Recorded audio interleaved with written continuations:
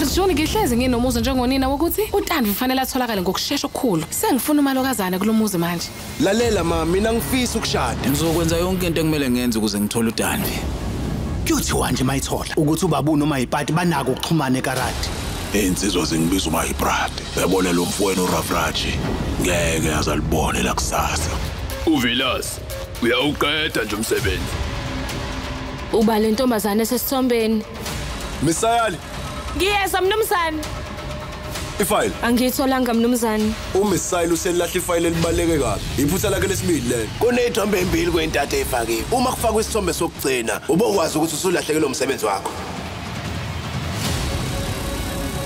Umsindo wani lo?